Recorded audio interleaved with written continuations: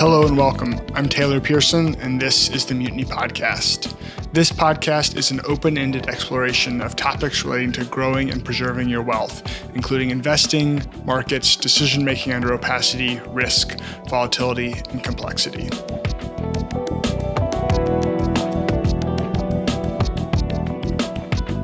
This podcast is provided for informational purposes only and should not be relied upon as legal, business, investment, or tax advice. All opinions expressed by podcast participants are solely their own opinions and do not necessarily reflect the opinions of RCM Alternatives, Mutiny Fund, their affiliates, or companies featured. Due to industry regulations, participants on this podcast are instructed to not make specific trade recommendations nor reference past or potential profits. And listeners are reminded that managed futures, commodity trading, forex trading, and other alternative investments are complex and carry a risk of substantial losses. As such, they are not suitable for all investors, and you should not rely on any of the information as a substitute for the exercise of your own skill and judgment in making such a decision on the appropriateness of such investments. Visit www.rcmam.com/disclaimer for more information.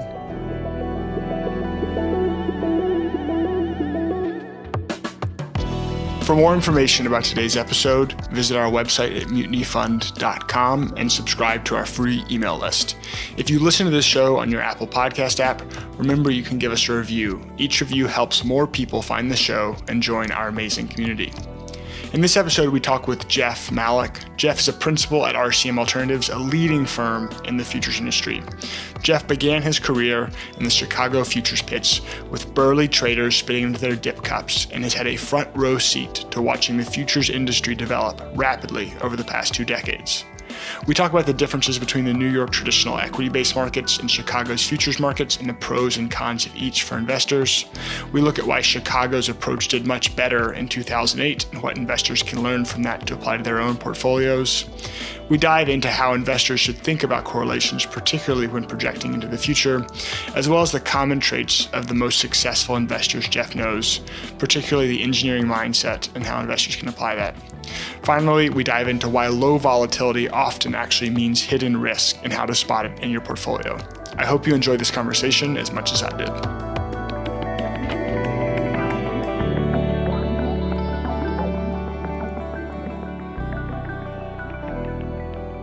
I'm Taylor Pearson. I'm here with Jason Buck and Jeff Malec. We're going to be talking with Jeff today about his background in the futures industry. I want to just kind of jump in. Jeff, how do you feel about Harley Davidson? I love Harley Davidson. I'm the great grandson of Walter S. Davidson, who is my mother's grandfather. So we're very proud of the heritage, but I've never been a bike rider. My mom's father worked in the factory. He died when he was 40-something, mostly of asbestos and lung cancer. But through their life, they never let the girls. He had 3 girls, and they were never allowed to ride bikes. So, I appreciate that you called it Harley Davidson, because we're the Davidson side. A lot of people just say, "Oh, you're Harley." Yeah, like, Harley's a bit more memorable, I guess. Davidson's. Yeah, and then the Fletch 2 movie, Chevy Chase went into that one bar and said he was Ed Harley, the grandson of Harley Davidson. So sometimes I get that, but yeah, we're proud. I'm not talking to you from my private island, so it hasn't been a financial windfall, but a lot of pride. We go to the 100-year reunion, every 5 years they have the 105, 110 up in Milwaukee. So we go to that and participate in the activities. My uncle's a member of the Iron Butts Club. I don't know if you're familiar. I think you have to don't know that one. You have to ride 1,000 miles in like 3 days or something. Nice. Yeah. It is cool. When you go to those reunions, they have the parade, and there's like the Brazilian hog is the big thing, Harley Owners Group. So there's from any country, any city you can imagine, and they ship their bikes over there, and they're coming through downtown Milwaukee, proud as can be. It's a great brand, passionate consumers. It's cool. It's in some trouble these days with millennials aren't buying into it, but it's always the millennials. Always. You were a philosophy major in college. What was the thing, I guess, why were you a philosophy major, first of all? And then what do you feel like had the biggest impact on you of what you read, of what you were studying? Well, the why is a little bit embarrassing, but I wasn't very good at you had to sign up for classes, which seemed weird. Just let me sign up for whatever class I want. So you had to get there in time and like basically put your names in to get to the classes. Philosophy was not a big demand. So I'd miss the economics classes. I wouldn't get in time to sign up for a lot of those classes. I had a big theory of the first week and the last week of any school year are kind of wasted. So I would show up a week late and leave a week early, like as soon as my tests were done. But it came to turn out that impacted which classes I could take. So long story short, the philosophy classes were the only ones left. And this was freshman, sophomore year until I figured it out and got to take the classes I wanted. But by that time, I'd had all these philosophy credits built up. So I said, hey, I like it. And it taught me how to write, taught me how to think. So I don't really view it as, what was the second part of the question? What was the thing you read that had the biggest impact on you? Yeah, I don't think there was any like big thing like that. To me, it was just more learning how to think and being challenged. I'd have to say, if I had to pick one, probably be Thomas Hobbes. Yeah. Who's the life is nasty, poor, brutish, and short. That was my thesis, was the irrationality of human cooperation. So kind of went into that's our natural state. And then we naturally also figure out that we have to cooperate or else we'll all run each other over in the streets and whatnot. So yeah, I'd say that one, a bunch of other random weird stuff, Nietzsche, fun. But yeah, I never really looked at it that way. They're kind of like all old, dead, mostly white guys. Yeah. So. I feel like you sort of dodged it, but my theory is like you either want to go like hard math and sciences or like history or philosophy. It's like the social sciences in the middle where you think you're doing science and you're really just like making stuff up. Yeah. Like at least with philosophy, I was a history major. At least you know you're making stuff up. Like exactly. I'm just like picking random data points and telling stories about it. I'm like, let's not like. And it's actually interesting the far edge of philosophy, and you get into logic, and it gets very mathematical. So that was some of my favorite classes. Actually, were the logic classes and some of these guys who were with words and whatnot, proving some mathematical theories. That gets into my buddy, the old Santiago George Saunders Peirce was the American philosopher that was like the founder of logic. And they say he's kind of the inventor of binary digits, which lead to computers and everything because it comes from, logic background. But I think the most interesting part that you said is like it taught you how to think in the way like maybe or how to question your thinking, because like everything in school is always additive. Here, memorize this, and we're teaching you something. We're trying to pour information into your head. Where then you get in philosophy class and they're like, wait, why do you think that? What's the definition of that word? Like, what's your priors to that? And so it forces you to be a much more disciplined thinker in a way. For sure. And there's probably a lot of banks that would have loved for their analysts and risk managers to have questioned VAR and things like that of like, no, don't just take this for what it's worth. So, yeah. What does Explain VAR for the listeners? VAR is value at risk. It's a standard deviation-based risk measure of you'll never lose more than 1%, 99% of the time. So it's kind of based on the normal bell curve. But as we know, we don't live in normal bell curve land. So right. Was a Anchorman quote works 80% of the time, every time. Yeah. Or my favorite one, 96% of statistics are misleading. Right. Yeah. And then how did you end up in the bond futures pits? How did you sort of end up in finance and the Chicago school and all that? Well, as a philosophy major, I went to live in Aspen, Colorado for a year and a half after school. Top destination for philosophy majors. And was slopping chili on the mountain there and, living the dream.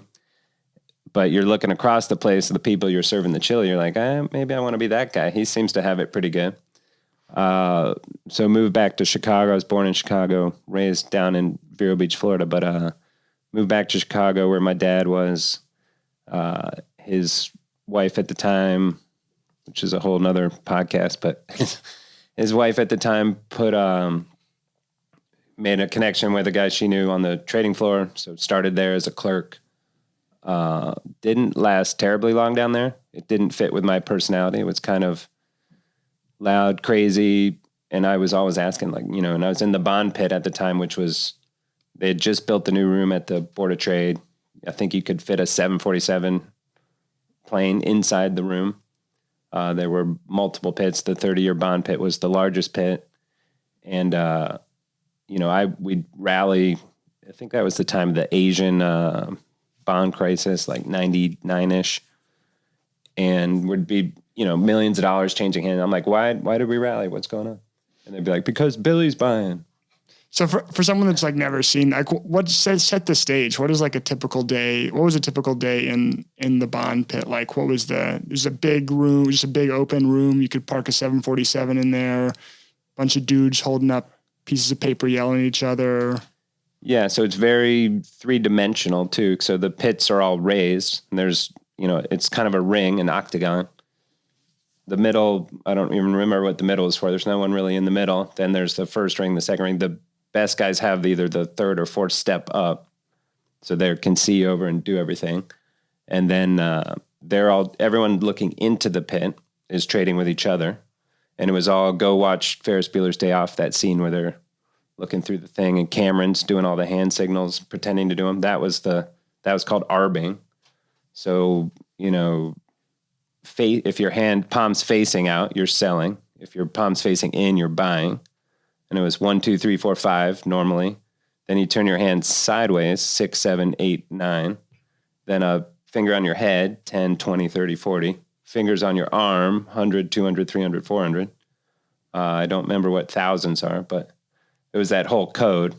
And so they're screaming at each other because you can't hear. There's thousands of people in this huge room. There's probably 200 people in the bond pit itself. And they're trading with each other. And then they just have a little sheet of paper. So I'd look over at you, Taylor, 200, and you say 200 sold.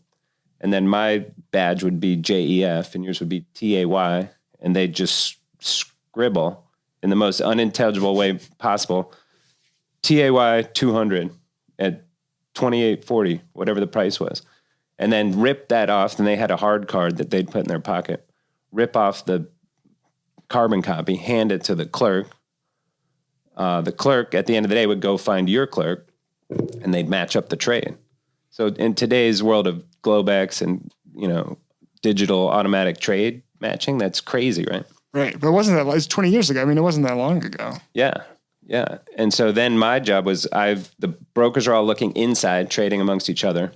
Then I would be back to back with him looking into the bond option pit.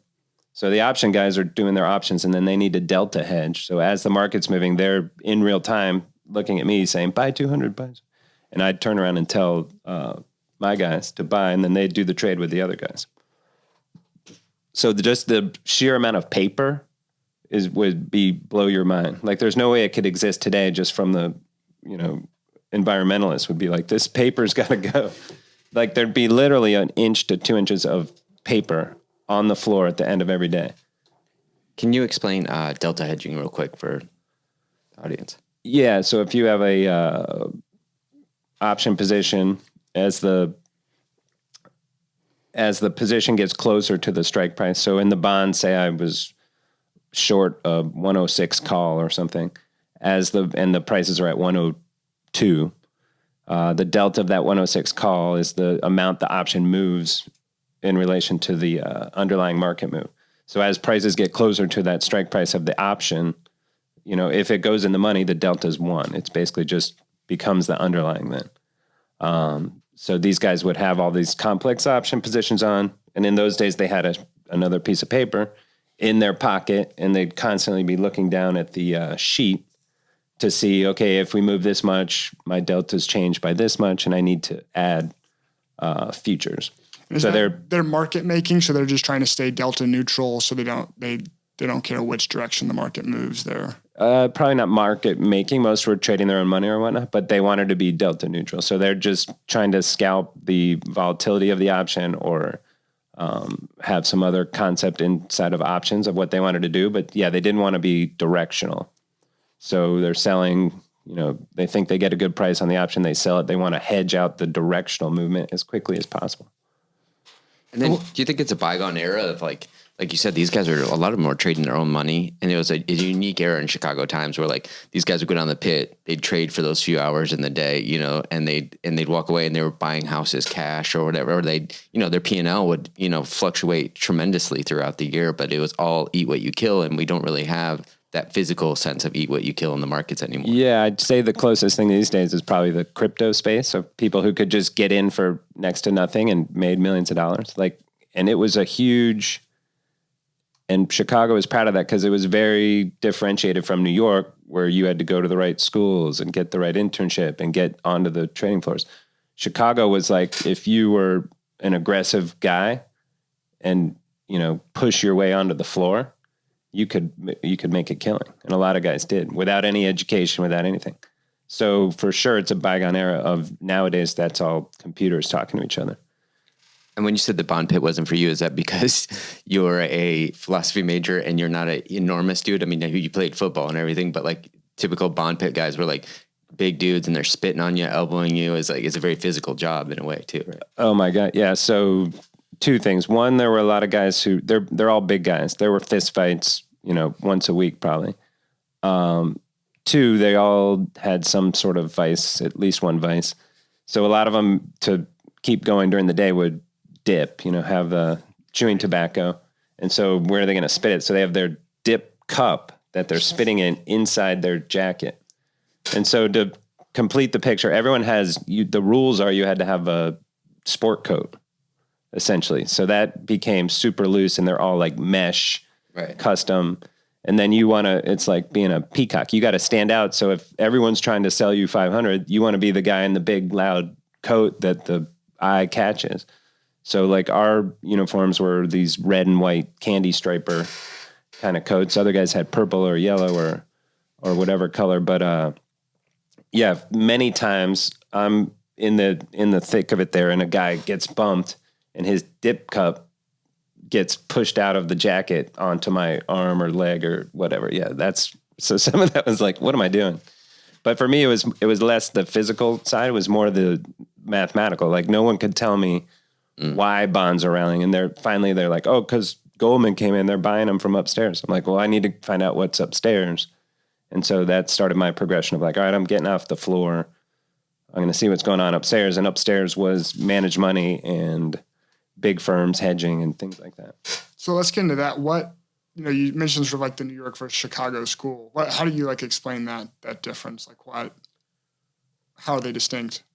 Well, my favorite thing to say in that regard is New York doesn't have alleys. So they pile up all those trash bags outside their $30 million condos, and Chicago has alleys. So we're much better in that regard, much cleaner. But, well, the main thing, right, is New York is stocks, New York Stock Exchange, Chicago's futures.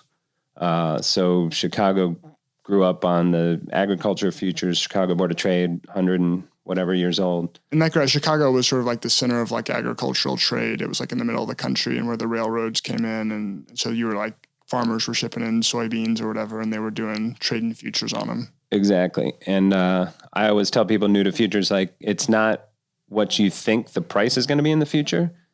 It's agreeing on a price today for future delivery.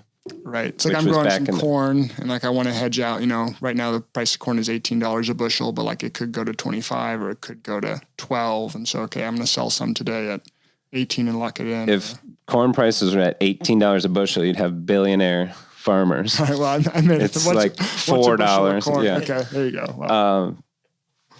But yeah, so a farmer would be like, okay, I'm going to come to Chicago and someone's going to agree to buy my corn that I haven't even planted yet for $4 a bushel. And so you're like, great. I know I can plant it, harvest it, get it all out of the ground for $3.60.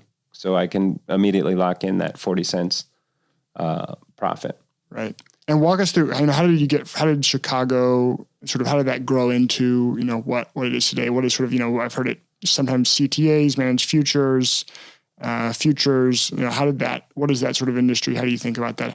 So there was the agriculture futures, corn, wheat, all that stuff grown in the ground, commodities. And then that was all Chicago Board of Trade. Then Chicago Mercantile Exchange launched in the 70s something and came up with the idea of we're going to trade currency futures, Swiss franc, yen, things like that, which exploded. And then they started adding stock index and a lot of other stuff. And then you had, New York Board of Trade, cotton, sugar, all these things. So managed futures, CTAs, John Henry was actually one of the first ones, who's the Boston Red Sox owner. So he was out of Boston, but it essentially was trading all those different futures markets. The classic example is trend following, or the classic approach to that was trend following. And this ties back to turtle traders too, which some people have heard of. So in the Merc pit, sometime in the 80s, Bill Eckhart and William Dennis, William Eckhart and Bill Dennis, had a bet, like straight out of Trading Places. Like, I bet they were arguing, I think you could teach people to be great traders. You have to give them these rules. And those rules were essentially kind of a trend following approach, only risk a set amount per trade. And they taught many people, some of which are CTAs today, that have continued on and been very successful. So the managed futures space was born out of this futures trading, which was highly, right? The futures contracts are internally leveraged. So back to the corn contract, I can control, call it $25,000 worth of corn for putting $800 margin in my account. So, right, that's inherently risky. And people were trying to do that on their own, whether in the pit or calling a broker or whatnot, and losing a lot of money. So managed futures came along and said, hey, we're going to put some rules around this. I'm not going to only put in $800 to control that corn. Maybe I put in $50,000 to control $25,000 worth of corn. So kind of institutionalized it, controlled it, put a model around it, and started to become a big asset class. And was that like a regulatory framework, or that was just investors started to say, like, I'm not going to do this highly leveraged thing? Yeah, I think it ties back with the turtle trader kind of concept of just, people are like, there's a lot of money being made there. I don't need 80% volatility. Like, can we get 10% volatility and make 20%? That'd be great. I don't need to be, back to Jason's things. People are buying houses in cash. And I have friends whose parents were traders back in those days, and they'd be like, we had a new car. The car got taken away. We had a piano. The piano got taken away. So there was constantly like all this volatility, not just in their P&L, but in their lives, right? We got a new vacation house in Michigan. Oh, now we're back to Indiana. So it was just controlling that volatility and attracting outside investor capital. And so the CTA is commodity trading advisor. And so what's happening is that you have the corn, the cotton, the whatever futures in there, and these guys are coming in and they're setting up these trend following rules and trend following. Well, you just explain like trend following in general, and then like how it applies to CTAs. Like what's an example of like a trend following CTA strategy? Sure. And they're known for, they did great in 2008, made like 18% while stocks were down, everything else was down. And I'd say it's not magic. They didn't predict the crash. They didn't do anything. They're participating. Imagine a band of, one standard deviation above, one standard deviation below prices on any chart. They're just putting that on a chart. When prices break above the upper band, they're going to buy, hoping it's a breakout and it's going to continue for weeks or months. Or when prices break below that band, they're going to sell and hope that it keeps selling off so there's no magic there. They're just doing that every time it breaks above or below those bands. And it's not a very efficient trade, but they're doing that every time to ensure that when it is the big move, that they catch it. Right. And then they control their risk by saying, I'm only going to risk 0.5% of my equity or 1% of my equity on each of those trades, knowing they're probably only going to be 30-40% profitable. So on the ones that do hit, though, they're huge outliers. And they're capping the downside because once it drops below one standard deviation or whatever, they're out of the market and they're sitting in cash. Right, and it's like it's kind of synthetic put buying. So you're controlling how much you risk. You're kind of buying, or not put buying, but option buying. So you're controlling your risk. You're only spending a little bit of money of your capital to participate in all those moves, hoping that the final outlier move happens. And they, it's counterintuitive to most people, but they joke about they buy high and sell even higher, or they sell low and sell even lower. Where it's the opposite of most people want to do, especially when they think about like value investing. They're trying to buy low and sell high. That's why it's called trend, because they believe that humans are very emotional and rational, and we tend to herd. So if prices spike higher, they're trying to get in thinking that that's going to run along, or if prices crash down, they want to ride those trends as we get emotional and overshoot the target, so to speak. For sure. And it was one of the first quant models, right? It was one of the first people to use computers to trade markets. And it's essentially a strategy where you're plotting and some of these early guys were doing this by hand, of taking in the data every day, putting it on charts, actually drawing charts and saying, okay, we've broken above the one standard deviation of the average prices. Now I'm going to buy. And today, right, that can all be done in 2 seconds on any number of platforms. But it was one of the first to put an automated, systematic model onto markets. And then talk through, you could get exposure to the S&P index through an ETF, or you could do it through the futures industry. You could trade options on S&P futures. Like, what are the pertinent differences between, like, why would an investor choose to use futures as opposed to equities, or equities as opposed to futures? Like, what are the trade-offs and differences? Sure. I'll back up a second and say part of that managed futures classic portfolio also is broad global exposure. So I'm going to have about a quarter of my risk in fixed income futures, which is 30-year U.S. 30-year bonds, German bunds, Japanese bonds. Then I'm going to have about a quarter in currencies, yen, franc, British pound, Aussie dollar. Then I'm going to have a quarter in row crops or grown in the ground commodities. So corn, wheat, gold, crude oil. I guess, I don't know if we'd say crude oil is grown in the ground, but comes out of the ground. And I pulled a Rick Perry there. I can't remember my fourth one, but what do we go through? There's some other bucket. Equities. Index, Thank you. Yeah. And then equity indices and global. So on S&P, Hang Seng, Aussie, German, DAX.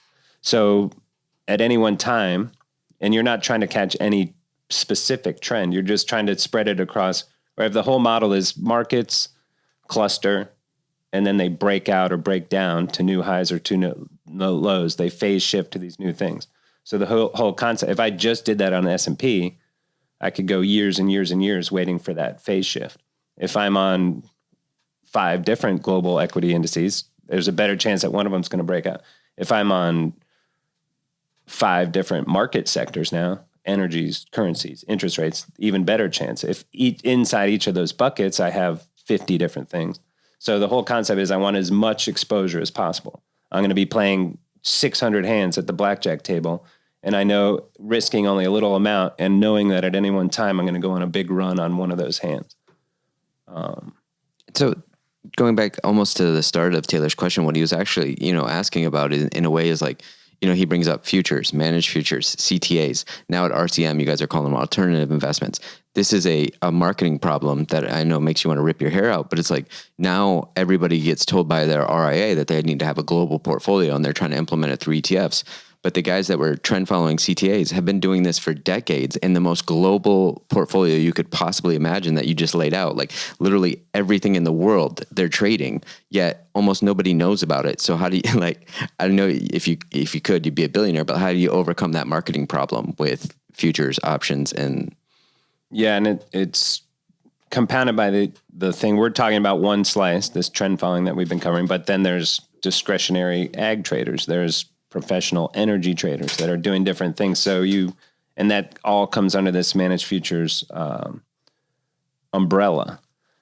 So yeah, I don't have a good answer for that. I guess the way because you think about futures and equities, like there's difference. Like, one of the things we talked about is like counterparty risk, right? So if you're doing a big options trade that's over the counter in the equities market with Goldman Sachs, Goldman is your counterparty. And if, they blow up or whatever, you have that counterparty risk. Whereas futures is more like mark to markets, cash based. You don't have the same counterparty risk. Right? Like, are there other sort of like pertinent differences like that you think like investors should be aware of? Yeah. So the classic ones are, the futures get 60-40 tax treatment, which actually comes back to there was no difference in tax treatment, and a bunch of the Chicago traders would at the end of every year basically buy new stuff to they did like a tax spread on the calendar, and the feds came in and they were going to like take all these guys down, and they somehow lobbied and got this thing put in for 60-40 tax treatment. So no matter if you trade every second of every day, 60% of your gains get treated as long-term capital gains. 40% is short-term. So that's a huge, huge benefit, especially the more active you are as a trader. The other thing, as you mentioned, there's no counterparty risk. So the exchange backs every trade, which is how the whole futures market works. If you had to worry about, I buy this corn future, I have no idea if the guy who sold it to me is going to be able to deliver, the whole thing would fall apart pretty quickly. It's sort of an issue in the crypto space is there isn't a centralized thing by design, but right, if people have a problem trusting that who's on the other side. So the futures markets fix that by each exchange, which was CME, CBOT, NYMEX, has a guarantee fund. So in the case that the counterparty, if you are JP Morgan, I'm Wells Fargo, whatever, we do the trade, say one of those banks goes bust, the CME will step in with their guarantee fund and say, I'll make you good on that trade. So you got the tax difference, the whatever I just said difference. Counterparty difference, and then the leverage difference. So as we talked about before, the leverage is built into a futures contract. If I want to buy, so I can control, $150,000 worth of S&P by buying one E-mini and putting up $6,000 worth of margin or whatever. I don't know. Explain what an E-mini is. E-mini S&P is the electronic small version of the S&P futures, which gives exposure to the S&P 500. So it's a easy way to trade the S&P a little cheaper. And then they actually came out with micro minis, which allows you to do it for even cheaper and less money. But so that leverage is built in. If I want that same exposure in stocks without putting up as much capital in a stock account, I have to post, they're going to charge me 50% margin. They're actually going to charge me for borrowing money from the bank to buy that full nominal amount. Whereas in futures, it's embedded in the contract. And I think this is a good place to point out that typically when people hear leverage, and especially leverage in futures and options market, that usually scares people away right away, understandably so, because you should be afraid of leverage. But leverage is a two-headed beast. It cuts both ways. So going back to what you pointed out earlier, if going into the futures, I can trade 60 global markets and I can have on hundreds of bets at the same time, well then using that cash efficiency of that margin and leverage now makes me much safer. So not only can leverage be used to hurt you, it can be used to help you, and that's kind of the beauty of the futures market that most people don't understand. Is it allows me to put on a broader diversification of bets across global markets, which makes a more robust, safer portfolio than I could ever possibly attain with equities, because I have the cash efficiencies of being able to cross margin those different markets. Yeah, for sure, and I agree 100% with that. It's got a bad connotation of leverage. Where in the futures markets, anyone who knows what they're doing, it's like that's the main reason they use futures versus an equity component, because they don't have to put up all the cash, right? So if I have to put up $100,000 to control $100,000, that's gone. If I have to put up $10,000 to control 100, guess what? I can do something else with my 90, which in anyone's futures account, you can buy T-bills that count as collateral. So right there, you can get an extra 2% a year to just do what you were going to be doing anyway. But then the more sophisticated, and as Jason's saying, okay, I'm going to take that 90, now I'm going to buy a few more things, which if you're doing that poorly could be over levering. If you're doing it into non-correlated things, it's additive and can grow. And I'll also add, so people like our clients at RCM who trade multiple professional managers, multiple CTAs, they prefer futures and managed accounts because they can put up $1 million and have it traded as $5 million. How? Because of this embedded leverage. So each manager might say their minimum investment is $1 million. And that gives you this, fake numbers here. That gives you a 15% return with 12% volatility.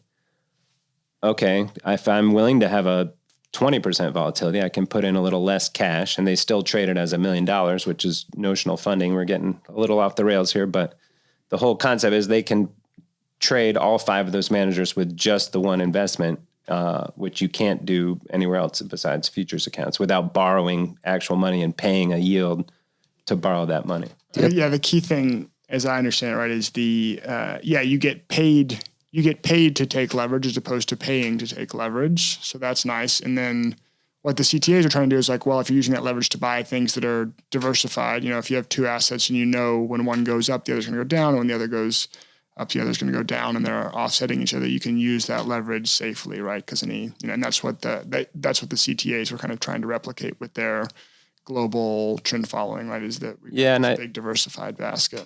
I'd be careful saying safely, but because people can for sure do it. Right. We don't know the correlations are going to hold into the future. Yeah, exactly. So I think it's less about that and more about, so if a trend following CTA has a $1 million minimum, they only actually need to put their strategy on their average margin to equity. What they actually have to have in the account per the exchange and the rules is probably on average $120,000. So 12%. So why then don't they say their minimum is 120,000? Because their volatility would be like 50% and no investors would sign up. So one, it's just a bit of window dressing of, hey, I can't put it at the minimum I need because it looks too volatile. So I'm going to say I need a little bit more. And that's back to what we said a little earlier of like, instead of trading $25,000 worth of corn for $800, I'm going to trade $25,000 of corn for $50,000. So one, it's a bit of window dressing. Yeah, it's basically you can leverage or deleverage is what you're saying too. Yeah, so essentially the CTAs build their model, see what it is, and then they deleverage it and make it look, okay, what kind of return stream would attract investors?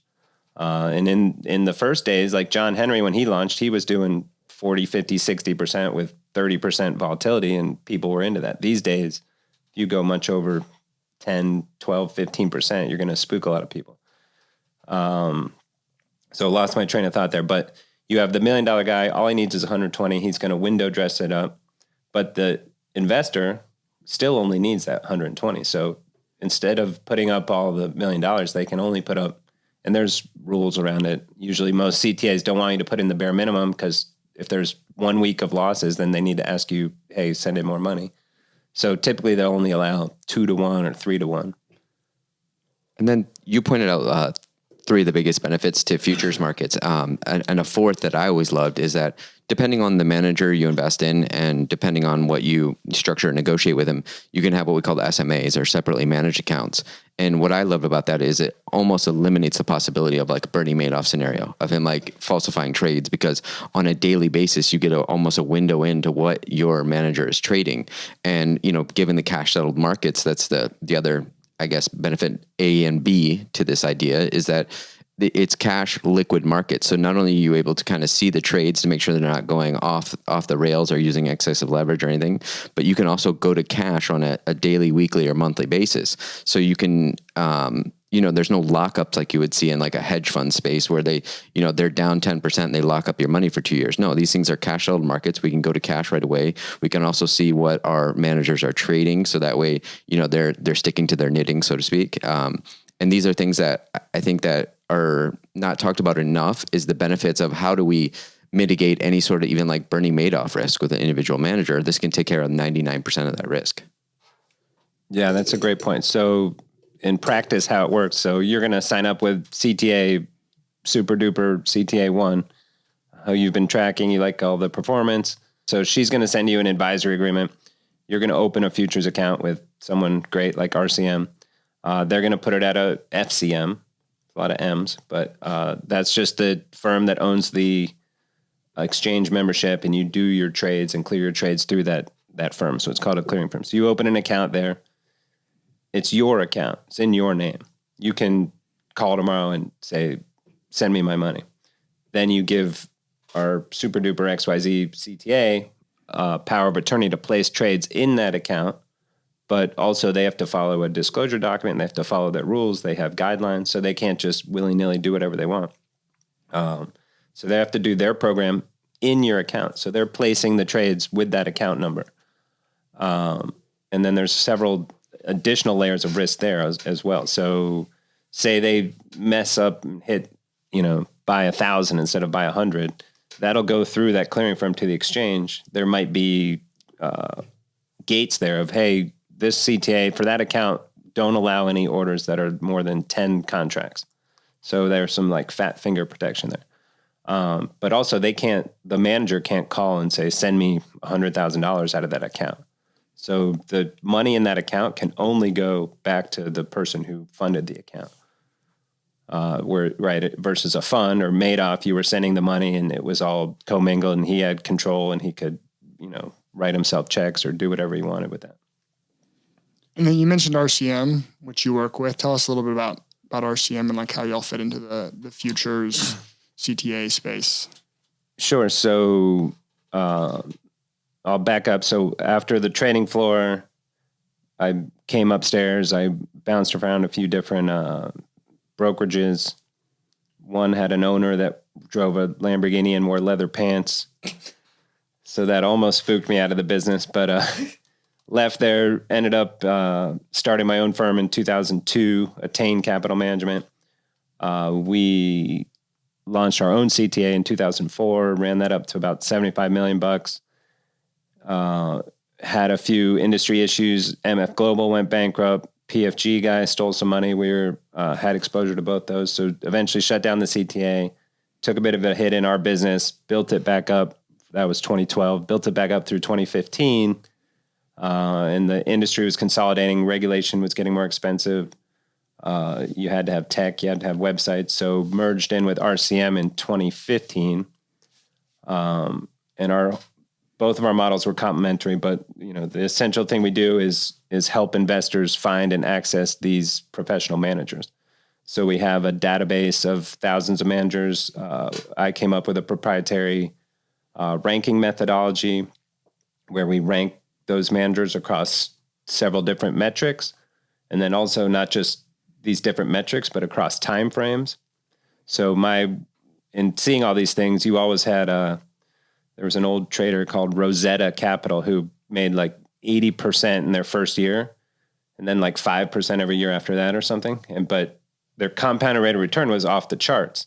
But I kept looking at it. I'm like, well, nobody wants that though. That's not, so it came up with this model that time weighted the returns across 1, 3, 5, 10 and all time and kind of averages those and then gives a score to each one. And that happens across all the metrics too. So it's a way to, compare apples to oranges and compare across all these different metrics that are important to people. So we have that database. You can build portfolios. You can blend different managers. You can see all the statistics there. And then we're doing the actual physical face-to-face due diligence on these managers also and understanding what they do. And my personal feeling is you can run all the math you want, but if you end up with some guys that on paper are non-correlated, but they're all doing a similar type of trade, at some point in the future, they're going to be very correlated and it's going to hurt your portfolio. So kind of RCM's MO and my personal MO is you got to put managers that are fundamentally non-correlated together as well. And by that, I mean doing different things and having different return drivers.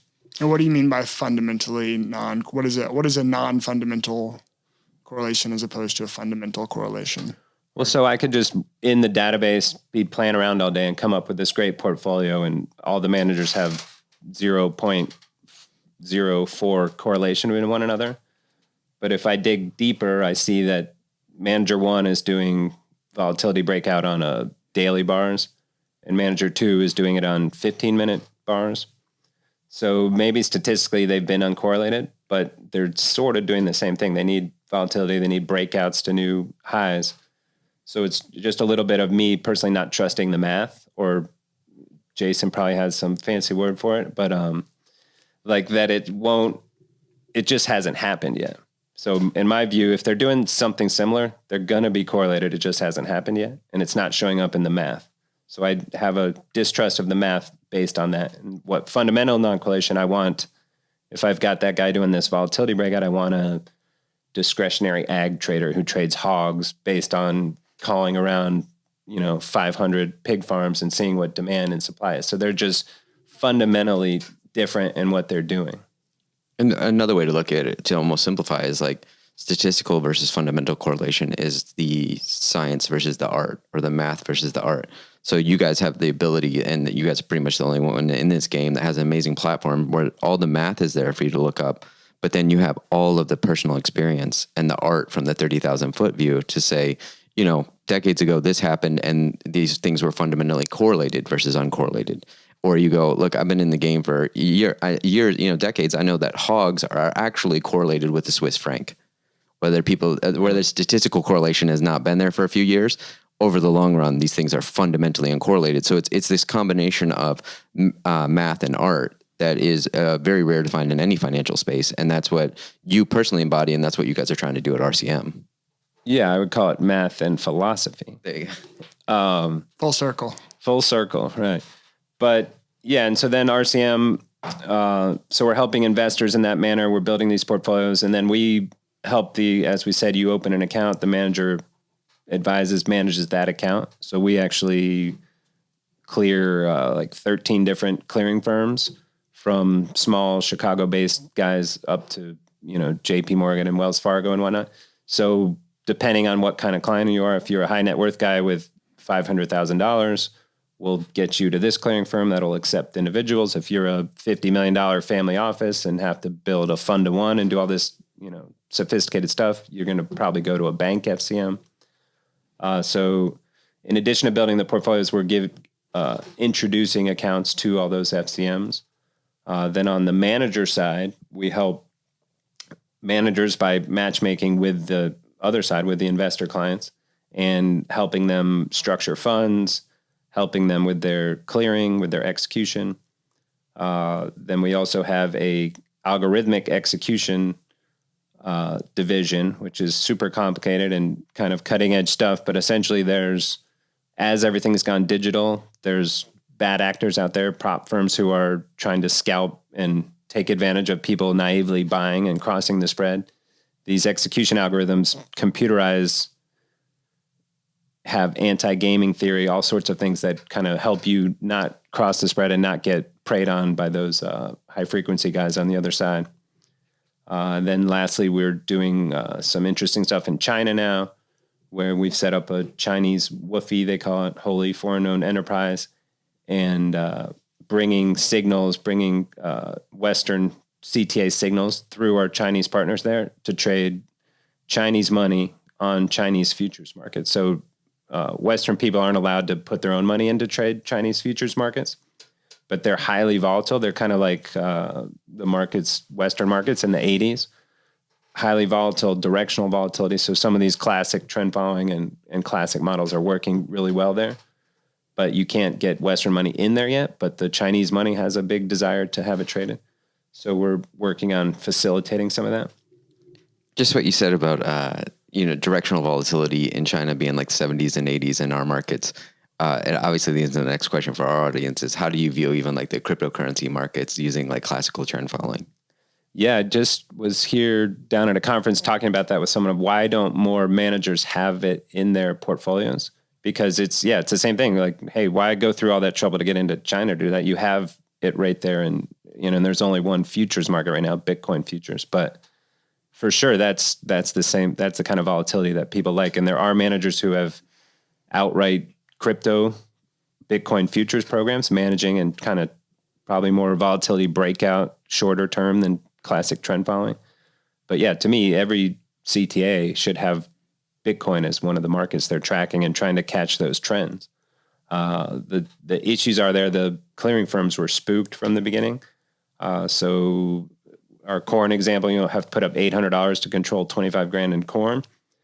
Most FCMs are saying Bitcoin, you have to put up $25,000 to control 25,000 worth of corn. So it kind of removes a lot of the benefits we were talking about earlier with all that embedded leverage. But still, if it's going to be one market out of your 85, I think it should be added. So we kind of started working together because, as you said, y'all have this big database of managers, and we were trying to do the due diligence, and you're managing billions of dollars across all these CTAs and have the infrastructure and stuff set up to do that. But I'm curious, in terms of, you work with a fairly sophisticated investor base. If you were sort of looking at, the median retail investor that's got a job running a business and like managing their own account in the background versus, you know, the people you're working with? Like, what are the big differences? Like, what do you feel like the lessons are that you've taken from that investor base? To tell you the truth, I don't think there's that much of a sophistication gap. It's kind of crazy, and I hope not to offend any of our clients who are listening to this, but I'll say in the far past, I've run across clients who are like, you must have found your money in a bag in an alley, because there's no sophistication there. So a big part, I don't know if there's that big of a sophistication gap. They chase performance just like retail. Yeah. They panic and get out at the wrong times, just like smaller guys. I think the biggest difference is the smaller investor can only, it's a minimum game. So the larger investor can see a lot more things that have $5-10 million minimums. But there's also a flip side. I'd rather be the smaller guy and be more nimble, because the sophisticated institutional investors, they end up only being able to invest in this super small sliver of managers, because they have their check boxes of, okay, you have to have such and such business structure. You have to have all this cybersecurity stuff. You have to have this. And as you go down and have to check all those boxes, you might end up with, 6 managers across the world that qualify. I know IPERS, Iowa's pension, like 4 years ago, put out a RFP basically saying we're going to put $100 million to work in the CTA space, request, submit your things. And I should have at the time, but I was going to write a blog post of just like, hey, IPERS, save your time. Here's the 6 managers you're going to end up with. Like, don't go through this whole stupid process and interview all these thousands of managers when there's only 6 that check your boxes. And this might be, to Taylor's point, and this might be just subjective to me, but I always had the gut feel or inclination that the future traders, like you're saying, in the bond pits, or those pit traders, were very entrepreneurial. They're trading their own money. A lot of times the people that are going to invest in futures are high net worth individuals that actually are the first generation wealth. They're the decision maker. They're an entrepreneur. So to me, it always felt a really alignment as an entrepreneur, dealing with Chicago guys that are entrepreneurs, and then creating trading systems that are trading global markets in a very statistical entrepreneurial way. It just seemed like alignment of entrepreneur upon, it's almost a perfect alignment. Do you see that a lot with your clients? A lot of entrepreneurs first time? Definitely. And a big common denominator across our clients, we tend to have these engineering type, whether outright engineers or just that kind of a mindset. And the entrepreneurial mindset, I'd say, is a lot of them are engineering type. There's a problem, I'm going to figure out a way to fix that problem. And even if it's not, I'm not saying like mechanical engineering, but just the process of like, I need to have a process. I'm going to go through that process and get to the result. So you definitely have a lot of the clients who have that mindset of not just blind trust of like, no, I want to understand how this guy's applying a model to a market. And the better I understand that, I'm more willing to invest, instead of 80% of the rest of the world's just like, well, I golf with Jim and he says this is a good thing, I'm going to invest in it.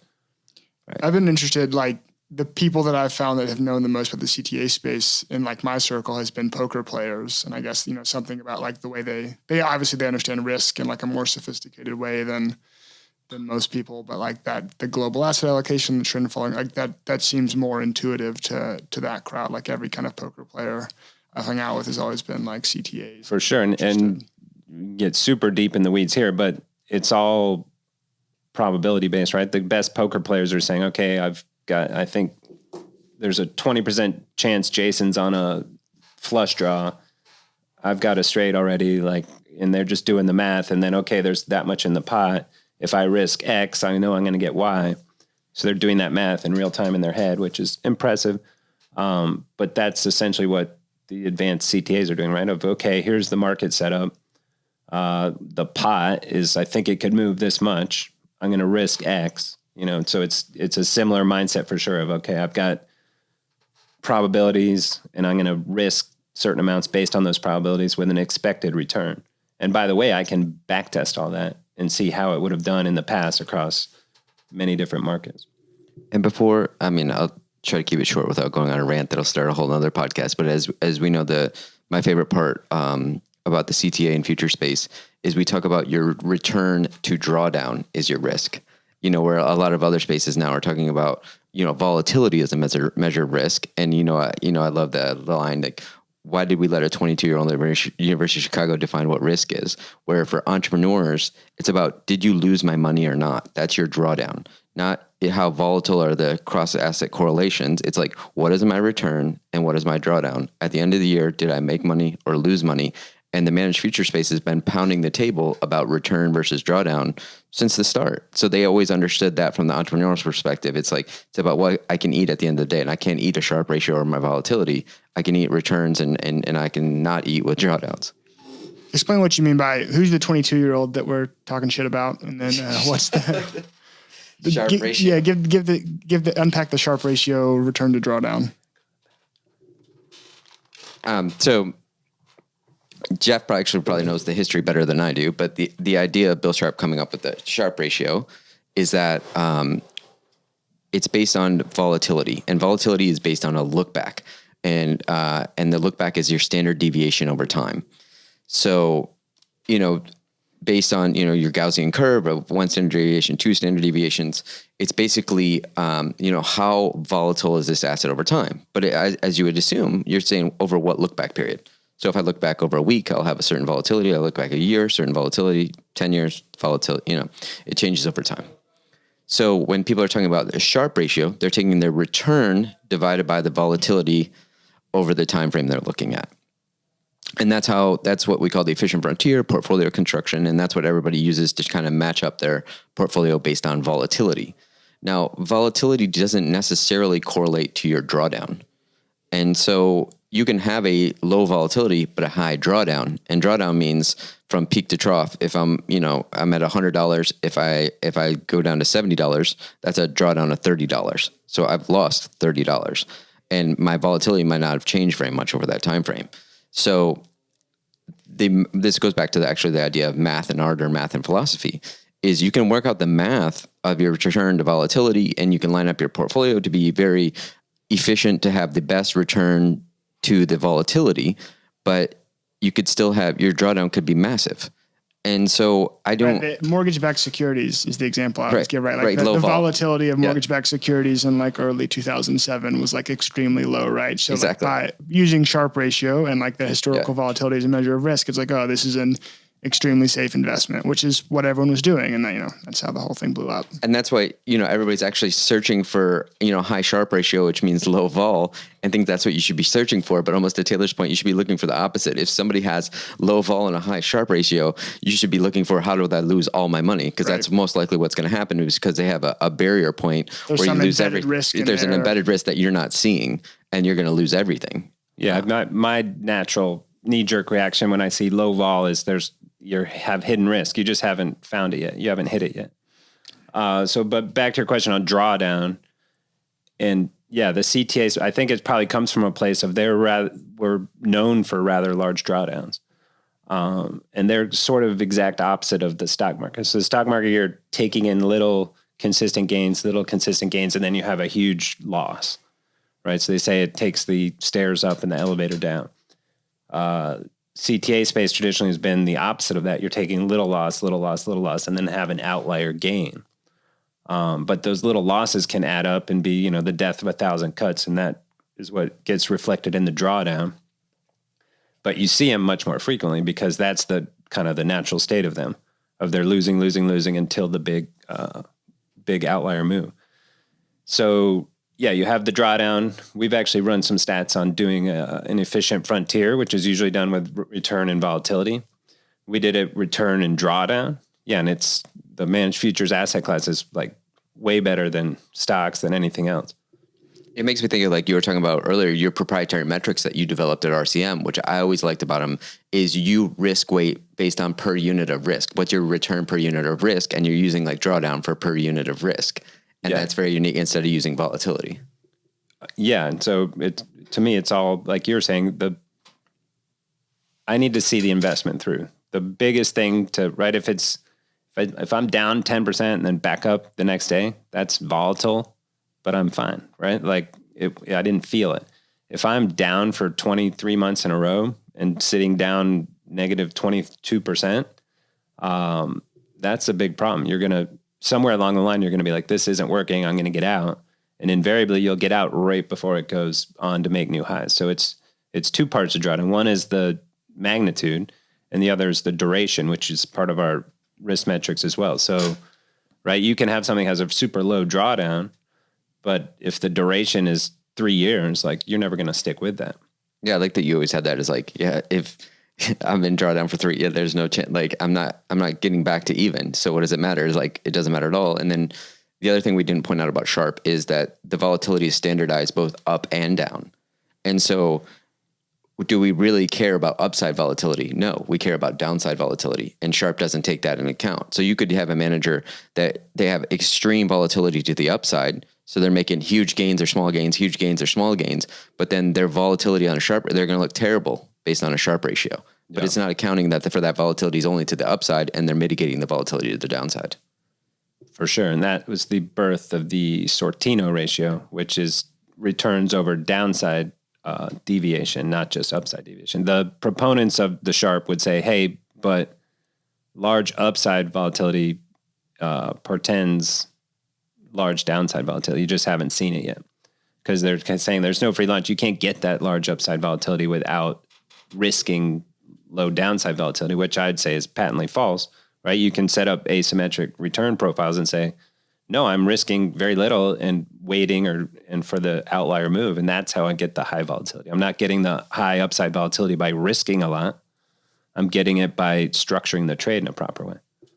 Would this be oversimplification? If you can think about Chicago versus New York is like future commodities versus stocks, is CTAs, commodities, will take a lot of small losses and take large asymmetric gains, where New York and stocks will take a lot of small gains and large asymmetric losses. Is that too much of an oversimplification? No, I love that. That's perfect. I wanted to start a Twitter account. That was like 5 years ago when I can't remember. Someone in New York was talking smack about Chicago and like, you are the second city. And so I wanted to just have a Twitter account that every day was like, we have alleys, you have trash. Yeah. That was as far as I came up. I had to come up with 365 more stuff there. But then, and then as right, we have futures, you have stocks. Yeah. As we talked about a million times, and what always boggles my mind is like, so if you take those two dichotomies of like Chicago versus New York, commodities versus stocks, is if they have these two different return profiles, it's like, why wouldn't you combine both of them? And if you combine both of them, they might offset each other, and you might end up with a better portfolio overall. And that's what we're always working towards, is like, if you combine, these short volatility and long volatility assets, you upgrade to a better holistic portfolio that you can hold for a lifetime. Yeah. And that was 2008, right? And people get confused, I think, with diversification. Oh, I wouldn't have lost money. No, if you had managed futures and you had a not significant, maybe you had 10%, 15% allocated to managed futures, your drawdown was less because it was making money. The long ball was making money as the short ball stocks was losing money, and your duration was much less. So it's back to that concept of, okay, I'm adding this to make my worst period less painful and less long, which drastically, non-symmetrically increases your odds of sticking with the investment. And that's the biggest thing to me. Like once you get out, you're done. So it's like, how can I structure things to make sure I don't get out of equities? I'm saying, like, and how many people, they say this is the most hated rally of all time because people just got totally spooked and moved to the sidelines in 2009 and 10. When if you'd had something that kept you in the game there, you're going to be way better off. And just to keep reiterating what you said, because you're one of the people I hear speak about it the most, and it's such a rare thing about the duration of the drawdown. You love to harp on that, and I appreciate how much you harp on that because, for example, in equities, you can go an entire decade without getting back to even. Yeah, or let's look at the Nikkei. In Japan, they went, I think, 30 years until there was a new high. So, yeah, that's the whole game. That's the painful part of it. Can I make it to new highs? Yeah, that's all I got to say about that. Jason was telling me earlier that gold once took your mother out to a nice seafood dinner and never called her again. I wanted to see, is that correct? Leave my mother out of it. But how do you feel about gold? Tell us about your thoughts on gold as an asset. Well, class. I was golfing once at Bandon Dunes, the lovely Oregon resort. And this was back at gold had made some moves higher. And the caddy, he's like, what do you do? And I was like, oh, I'm kind of hedge funds, commodities, things. He's like, what do you think about gold? He's like, my mom owns some bars. I was like, the total magazine indicator. I'm like, all right, a caddy's telling me his mom owns gold bars. I think I'm going to sell tomorrow. But I told him, I say, I'm in Warren Buffett's camp, which is rare. But on this one thing, like he says, if aliens were watching and we dig up gold out of the ground, we try and buy and sell it to someone else. And then whoever buys it sticks it back in the ground with a guard. Like they'd think we were insane, right? Like, what are we doing? And it has limited economical use, right? Maybe on some stereo equipment or whatnot, jewelry. Okay. But so to me, I just don't see the economic purpose of it, which you could argue same with Bitcoin or anything. Like it's just valuable because people think it's valuable. But more importantly for me is we have an infographic. We'll put it in the show notes, of 5 different crisis periods. Which was like long-term capital management meltdown, surprise Fed rate hike in 91, 9/11, internet bubble burst, financial crisis, 08, 09. So 5 big market-moving crisis periods in stocks. Gold averaged a gain of less than 1% across those 5 crisis periods. So, right, it's not doing it for me as a diversifier in a crisis period there. Then people will say, no, well, you need it as an inflation hedge.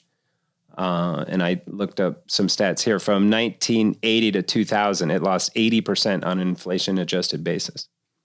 So since then, it's done pretty well. Since 2000, whatever. But I don't know. I just don't understand I understand why people like it. I just personally don't like it as either a diversifier or an inflation hedge. Well, that's what Artemis would argue, that even since like 2000, like you pointed out, it's actually gold has done better on a purchase power parity than even the stock market since 2000. So it's like, and to your point, to back up what you're saying is like, we think about it in purchase power parity, but people go with the 5,000 year history. It's like over the large spans of time, you get that purchase power parity, but is it really going to keep up with inflation when you need it to, or is it going to be during a risk off event? Is it going to provide you with those returns? It's hard to really know. That depends. But also, like, as you know, like, this is a hotly debated issue, and after like 20 years of studying gold, I still am uncertain. I just don't know. Like you're saying, is it a barbarous relic or is it currency? Yeah.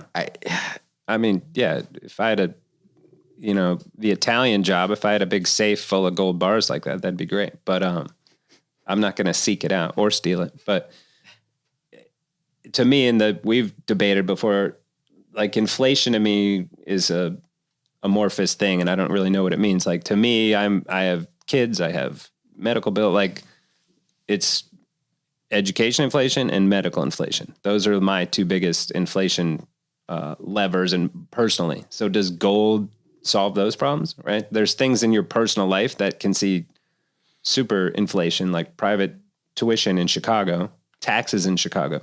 No matter the amount of gold I own, it's not going to solve the tax increases on my properties in Chicago. So it's an imperfect hedge at best for inflation. But do you think what we do agree is that if we think about probabilistic bets across global markets, and we think about the uncorrelated nature of gold trading versus maybe other commodities or stock indices or fixed income, it's important to include it in a portfolio for an uncorrelated trading vehicle, whether you believe in the value of gold or not, based on inflation or purchase power parity? I love having it in a trend following portfolio. I don't necessarily want to buy and hold. Yeah. So for sure, it's a tradable asset and should be part of any tradable portfolio. And that's why I think what's great about portfolio construction is we can debate the fundamental merits of gold all day, but who really cares if it helps our portfolio? Just put it in there and we trade it. Yeah, and back to my other thing, right? If the math works out, which from a non-correlated standpoint it pretty much does, and the fundamental reasons work out, sort of, right? Both those things I can put it in a portfolio because it checks both those boxes, even if I don't wholly believe that it's the end all. And I'm curious whether Taylor could speak better to this, but if Bitcoin kind of surpasses gold as which they would love, and that's the part of their theory, right, of the holders, but that it would surpass gold as the de facto, like this is what you want to own in case global currency, government-controlled currencies go bananas. Right. I guess my working thesis is it's a bad inflation hedge, but probably a good hyperinflation hedge, right? Like in, I don't know, Weimar, Germany, you pick some scenario, 1 in 100 scenario, 1 in 100 year scenario of hyperinflation. And Bitcoin or gold? Well, either that's the argument for both, right? Which is the stock to flow ratio is low. You can't, you can only dig up so much more gold out of the ground every year. So you can only make, historically, it's like 1.7% more a year over the last 100 years. So you can only inflate it at, call it 2% a year. But there's that tweet that circles around like every 6 months of that asteroid that has all the gold. And if we could just capture it. I'm like, that's true. I'm like, then gold prices would go to zero. Like if there's 50 times the amount of gold ever put on the earth is now, we just grabbed it off this asteroid. But to your point though, if you have trend following, you would ride that down to zero and you'd make money shorting gold. Yes. Right. Yes. And so that's kind of the point overall that I've always at least felt an affinity for trend following CTAs is they come at it from the perspective of like your fundamental narrative arguments don't matter. Yeah. I'm going to be invested in 60 markets, both long and short. And I'm just going to follow my probabilistic trend strategy. And I don't have a view on markets. My view is only going to hurt me. So like, for example, let's take fixed income as, bonds are going to zero to negative in Europe. Everybody that has a fundamental perspective is screaming their heads off. Like, this is irrational. They're killing the economy. Like they have all these reasons why this cannot happen, negative interest rates. Meanwhile, the CTA trend followers are just riding the trend. Yeah. And they actually that was their best market last year. Right. And they actually bought German bonds. Right. And you buy bonds. If bonds prices go up, rates go down. So they were actually buying bonds as they're negative. So they were implicitly betting on rates going more negative, which any other economist is like, are you crazy? Yeah. Right? This is unsustainable. And they don't, it's pure math. They don't care one way or the other what the narrative is. It's just, and that's the all-time example of like, why are you going to buy high and sell higher? Right. This is you're buying negative yields and selling more negative yields, which is insane to anyone who studies that kind of stuff. And that's why their discipline is impressive because, personally, they might have a personal opinion that this is insane, but their formulas and their math are telling them, no, you need to be in this trade. And they just get in the trade and they don't let their personal opinion override and I think the direction. Back to something you said, 20 minutes ago of like, why can't people wrap their heads around all this managed futures, CTAs and stuff is because of that. The narrative is hard to explain. If you're just saying, I know you heard 23 hours of junk on TV about why negative rates are bad or whatever. And I just say, well, we just bought it because that's what the model did. Yeah. Like it doesn't sit well with a lot of investors. They need a narrative built around the trade. And by definition, most managed futures CTAs don't have a narrative. Like they can try and make one up, which is what other people are doing, but it's just making it up around what the math told them to do. On that note, we'll wrap it up. Well, Jeff, people want to get in touch with you. What's the best way to do that? You can follow us on Twitter at RCMAlts. Check out our blog, rcmalts.com/blog, maybe. We'll put it in the show notes. And then we're launching our own podcast, The Derivative, hosted by yours truly. So check out that as well on all your favorite podcast places. The most underrated blogger in finance, Jeff Malec. Yes, thank you. Thanks for listening. If you'd like more information about Mutiny Fund, you can go to mutinyfund.com, or better yet, drop us a message. I am Taylor at mutinyfund.com, and Jason is Jason at mutinyfund.com, and we'll get back to you. You can find us on Twitter at mutinyfund, and I am at Taylor Pearson, ME.